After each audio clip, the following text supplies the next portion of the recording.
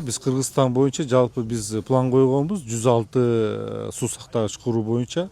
Ошонун ичинде мына Московский районда азыр бул жерде Ак Суу дарыясында биз наливной суу сактагычты куруп баштап атабыз. Бул жерде 4,5 миллион куб суу сактагыч курулат. Жалпы суммасы 1,3 миллиард сомдук. Бул суу сактагыч бул 6000 гектардан ашык жерге сууну камсыз кылат. Бул өтө чоң жардам.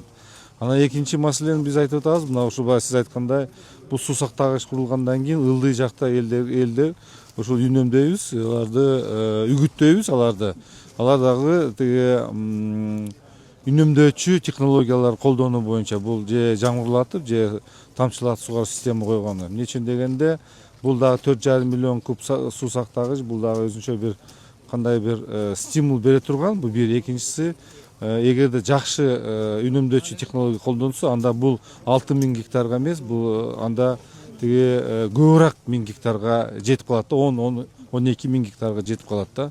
Жалпысынан сиздер өзүңүздөр байкап атасыздар, климаттар өзгөрүп атат. Ошон үчүн биз президентибиз биздин тапшырма койду бизге. Ушундай каналдарды куруу, суу сактагычтарды куруу, жаңы технологиялар колдонуу боюнча Кыргызстан боюнча биз 26-жылы биз мындай айткандай 1 миллиардтан ашык акча каражатты долбоорлоого эле иштерди акча каражатты сарптап атабыз. Долбоорлоо эле. А калганын биз 5,5-10 миллиардка чейин биз курулуш иштерине жүргүзүп атабыз да. Бул иш-чаралар негизинен мындай айткандай биз эгерде 24-жылдын суунун келишин карасак 40%га суу келиши азайып атат. 40%га. Экинчи маселе сиздер байкап атасыңар дагы бул биздин үстүкөлүбүз. Үстүкөлүбүздөн дагы мурда дарыялар эгерде 100 дарыя келип аткан болсо, азыркы учурда 30-50 чейин дарыялар келип атат да. Ошого биз дагы алдын алуу иштер жасабасак, анткени биздин ушундай коркунучтар келе атканын биз байкап атабыз да.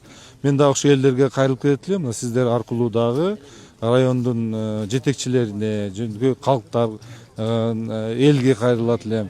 Эгерде кайсы жерде биз суу сактагыч курабыз деп пландаштырсак, ушу сиздер дагы жардам бергиле бизге. Балким кандайдыр бир биз көрбөй калган жерлер болуп калышы мүмкүн.